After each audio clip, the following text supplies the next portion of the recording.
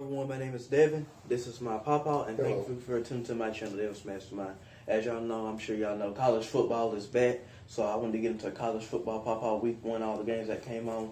Then I wanted to get into the NFL for September 9th for the Cowboys-Buccaneers game, and then I also wanted to get into for this week's college football week two, as you know. So what was your thoughts on that Clemson-Georgia game that you saw? Well, I felt a let down on the Clemson and Georgia football game because of I was sort of pulling for Clemson, and I thought they had the better team. Me too. They did that for defense, But you got to have an offense. So the offense was lacking. I think they built this quarterback up more than he was because he didn't show anything, to me. So he, I don't know whether it come from the coaching. He just was nervous, but they kept referring back to when they put him in a game last year, a couple of games when the other quarterback got hurt, Lawrence got hurt, and but he had those running backs to take care of him. You had E.T. and the other running back and a couple more receivers. He had somebody to take care of him, but all these new guys in there, so he didn't perform too well to me. So I was sort of let down a good bit in Georgia. They sort of noted for defense because Kirby Smart was a defense coach at Alabama. And he always have been good with that defensive team. So that's where I sort of stand. I think Clemson. I don't think they're ready this year. I think from what I see, right now. Things could proven out to be wrong from what I see, Basically, a lot of folks been saying that they think Clemson needs to take a step back a little bit, that they don't need to make it to the CFP really at all, and all that stuff. And then they had 143 games of scoring in the first half. That is, unfortunately, that streak snapped since 2008 when was the last time that happened, or whatever, probably before that. But Georgia kept sacking DJ Younglalele. 7 sacks, a 71-yard interception return for a touchdown. He couldn't do nothing. He didn't have time to throw the ball. He couldn't even run the ball. He couldn't do nothing. The receivers weren't open and all that stuff. Like you said, their key players that they had, they were gone too. So it was just a whole mess. And unfortunately, the game would have went into overtime if Clemson would have never threw that 71-yard interception return. I didn't see no great potential in this quarterback with Clemson. I didn't see, you always see if they don't win or perform like you want to, you always see some potential in a person, that he's going to be great. He or she or whatever going to be great. He's going to be good passing. He's going to be good running. But I didn't see none of that in him. And I didn't see nothing. I think, you go ahead, Paul. My bad. You go ahead. No. You go ahead. It's just that, he didn't have time to do nothing because that Georgia defense kept swarming all up on him. You had 11 men. I'm surprised 22 men didn't come and try to get him or something. Well, see, he didn't have the quickness. He didn't have that quickness. And like I say, he's one of them standing in pockets type of quarterback, seems like. That's the problem now with these quarterbacks. If you stand in the pocket, you got all these big guys, 200-300 pounds. Now they can run fast, faster than they used to could. So you got to be fast. You got to be moving.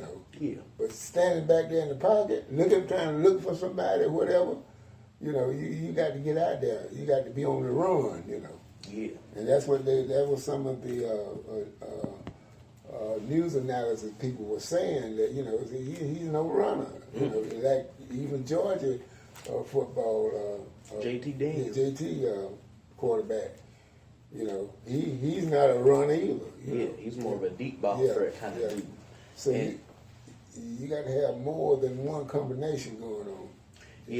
That's the whole plan of football. And then as I look at it, I don't really see Clemson doing anything because they don't have a good enough resume to prove them that they're CFP worth. Because, you know, in the ACC, everybody sucks. North Carolina just lost to Virginia Tech. Miami got throttled by Alabama. Right. I mean, and Clemson has an easy schedule. Yeah, Georgia has an easy schedule kind of too. But then as you look at it, they have Florida, and that's a good enough win, and possibly playing Alabama in the SEC Championship and trying to beat them. Right. That also gives them maybe a chance for Georgia more than it will for Clemson, because Clemson's playing easy teams. Right. And like I said, nobody in the ACC is good. Everybody in the ACC seems to suck. Mm-hmm. You seem to have that one good team, and that's about it. Right. And yeah, and Clemson, unfortunately, they didn't show that. Their offensive line looked scared. Now their defense was really good. I think that dude James Skolowski, he's a 6-year veteran. I think he did really good. I know Clemson got an interception too, but That's right. yeah, that Clemson defense. It's not the defense; it's that offense that needs to have a lot of questions. That's and right. DJ Uiagalelei, come on now, he to me, I thought he was going to be like Bryce Young against Alabama. Miami passed him for 344 yards and 4 touchdowns in his debut. You know, that's an Alabama record and all that stuff. But unfortunately, it looks like DJ. I thought he was going to be a Heisman contender. As I look at it, that's gone all the way out the door, Papa. Yeah. So, like I said, they're going to have to really get him, practice and get up to where he's fumbling the ball, too, He can't hold the ball, don't seem like, I know they rushing him, but, it's a lot of problems there. Yeah. It's a lot of problems. It was. It's like there was a lot of problems last night against that Notre Dame Florida State game. Right. Now, I wasn't expecting that kind of score. It was 41-38. Notre Dame beat Florida State by 3 points in overtime. Mm-hmm. Fortunately, like I said, yeah, that was a great game, but I was expecting Florida State to suck like they've been for the past 5 years since Jimbo Fisher left them. Right. And all that kind of stuff. So, yeah. Well, back in the day, Florida State was a powerhouse. Oh, yeah, when they had Bobby Bowden. Yeah, The famous Bobby Bowden, who just passed a few weeks ago. So rest in peace, Bobby Bowden. He passed. Oh yeah, he passed. He passed like 2-3 weeks ago, but they just named the stadium after him.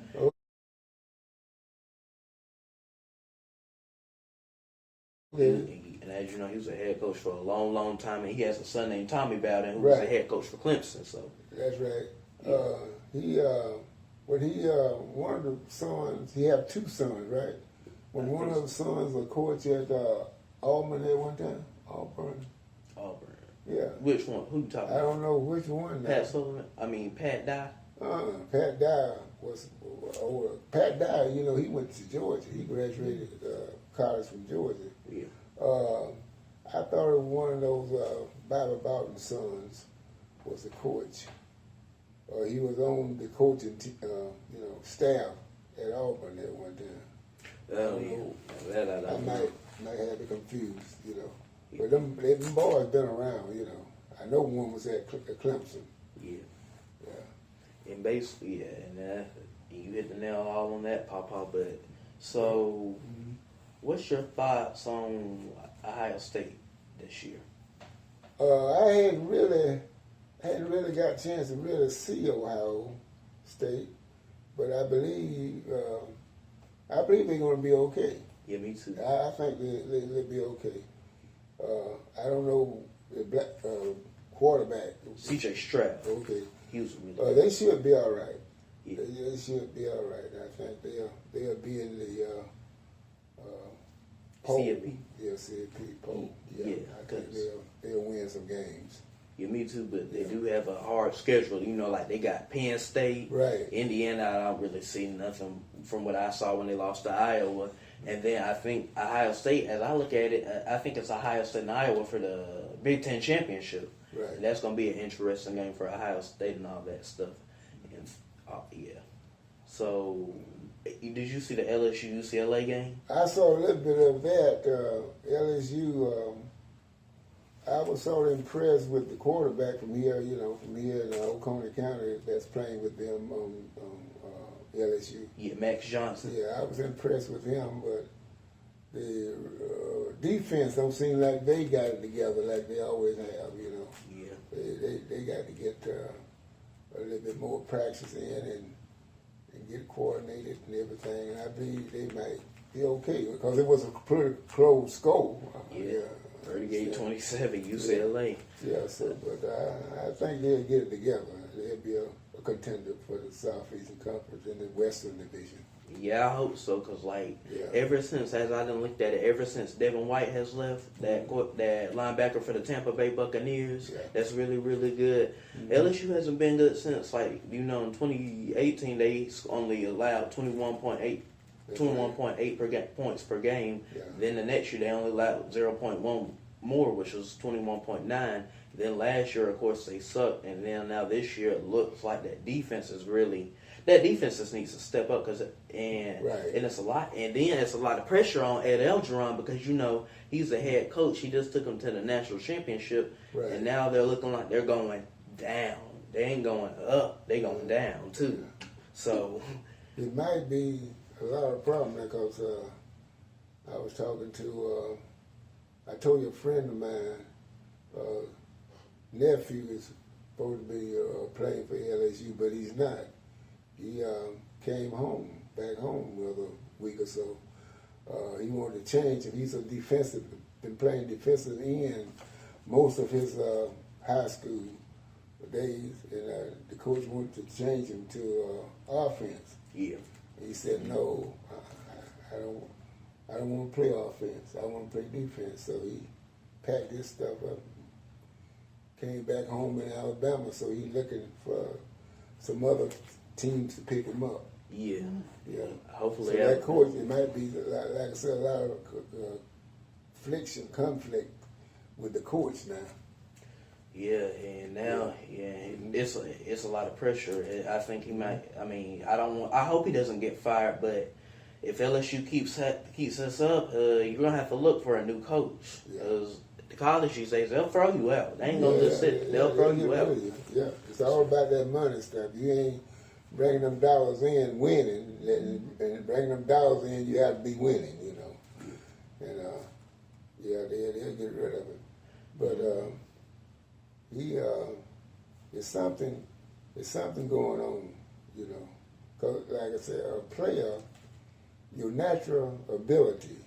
When you try to change somebody that's been doing something for so long, and they good at it, and you try to change them, it takes something away from you. Yeah.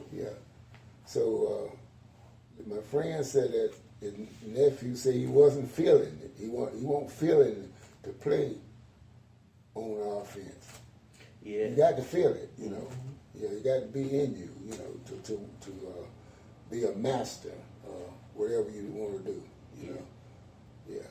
And then, as I also want to talk to you about this. Alabama throttled Miami 44-13, beat them by 31 points, and that's probably one of Miami's worstest losses in the history of Miami football. Right. So, when I tell you when I tell you Alabama is probably one of the greatest programs in history. Well, which they are. Yeah. And they did have it from 2002 to 2008, really after Perry Bryant had left in 1984.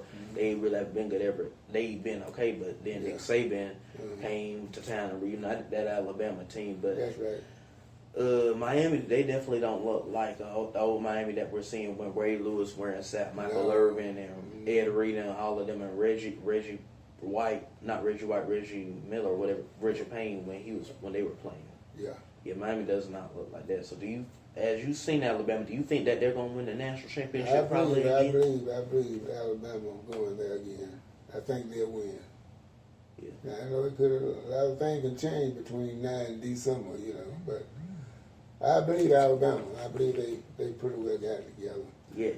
But I know there was something other. It looked like the running backs wasn't as good as they've been, but it takes a little time to get it in that position where they will be okay. But that's the only thing I know is about them was the running backs. But I think they'll go. Yeah, especially the receivers seem to be good, Yeah, like Jonathan Mechie, Jamison Williams, and then Bryce Young passing for, of course, 4 touchdowns and over 300 yards. Yeah, That's Alabama, and you seems like every time when a person goes to Alabama, of course it seems like they're going to be an all-time great, or they're going to look like a first-round pick or a first overall pick or a Heisman, because you're going to the school of Alabama. Like, it's really nothing to say there. It's like, of course you're going to be a legend. I mean, that makes me want to go to Alabama really bad, as I didn't see it and all that.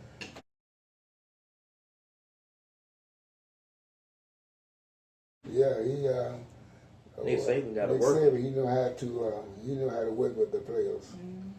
Yeah, he know what to do, how to do it. Yeah. And I guess we better all suspect it because Alabama's gonna bring that 18th ring home. Oh, yeah. Get tied with Yale. I think right. they might pass Yale because I think Yale has only 18 national championships, and this was back like in the 1900s when Yale was good. Okay. But otherwise than that, you ain't heard nothing about a Yale football team because they're not in the Power 5 and all that stuff too. Yeah. So next up, I want to get into NFL kickoff. You know, the Cowboys and the Buccaneers play this Thursday around 7:30. So what's your thoughts on the Cowboys Buccaneers game? I believe Buccaneers. I believe Buccaneers all the way. Yeah. They said something about old Tom Brady. They say he know how to get a team ignited. You're reading that. There's something about him, you know, that he get them players to buy into him, and they put out. They put the utmost into it, you know. So I think the Buccaneers. I think they're going. Yeah, I mean, yeah. I like the Cowboys, and I kind of want them to win. But as I look at it, yeah, you just might as well put your money on the Bucs because the Bucs are going to probably go to the Super Bowl until Tom Brady retires, which means every year they're going to probably go. Right. I mean, I don't know what it is about that Tom Brady. Yeah, and it's not that I don't like him. He's a great quarterback. The thing is, he has just gone to that Super Bowl too much, and it gets on your nerves. And then it's not like your team, the teams that you want to win. It's just that he keeps on. I mean, and then he'll go to a team like I said, that you don't want to win, and it's just horrible. And Tom Brady, I won't be shocked if he's already the oldest living quarterback. I won't be shocked if he'll be the first quarterback playing until he's 50 or 60. That's how good he is. That's how good his arm is still at the age of 44. That's right. And, you know, that's old for the NFL. They consider that. Because, you know, you're a veteran, you're a senior citizen then, in your 40s. Yeah.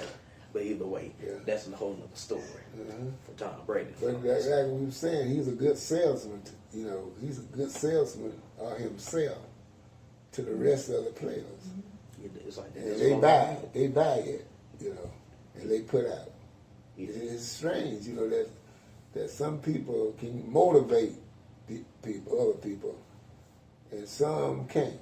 But that Tom Brady, when it comes to that football, he know how to motivate them. Yeah, like 7 rings. Come on now.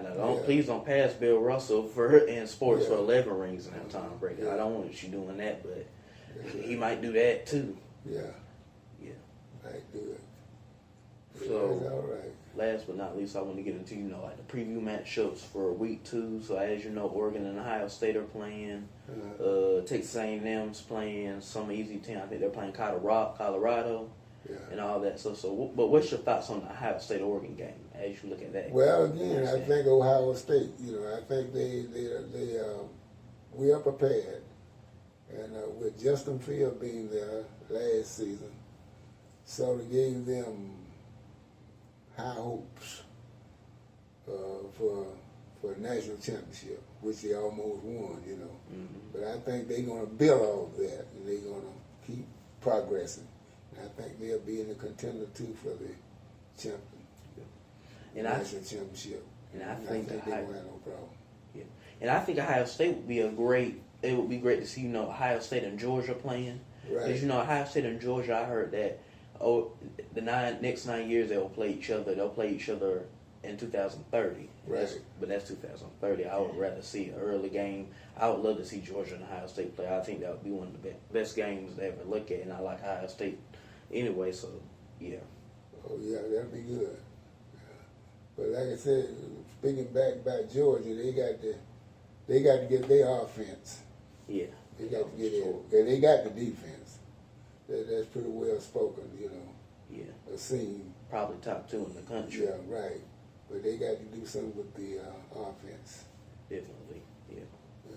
And you hit that right on the nail, Papa. Yeah. So is there anything you wanted else to talk about or get a shout out to or whatever before we leave? Well, no, I give a shout out to the Georgia Bulldog defense team. You know, they proved themselves. You know, I got to give it to them. Yeah, and as you know, my nan on it went there, so let's give a shout out. Yeah. Yeah, and I worked there for 30 years, but you know, I still have, some reservations about it sometimes about the Bulldogs, But anyway, they won, They won. Mm-hmm. Yeah. Maybe they'll bring a championship. They might do it. Yeah, they could do it. They could do it, So Really shout out to them, and well, I said I could say a shout out to Clemson defense team too, but I don't want to get too far out there. I just give it all to Georgia. Yeah, because Clemson doesn't deserve it. Yeah. How they played, and they probably won't deserve it the rest of the way with That's that easy right. schedule that they That's got right. anyway. Yeah. Yeah. Okay. Alrighty. Yeah. Enjoyed it. Yeah. Yeah. Thank you. Good night, y'all. Night night.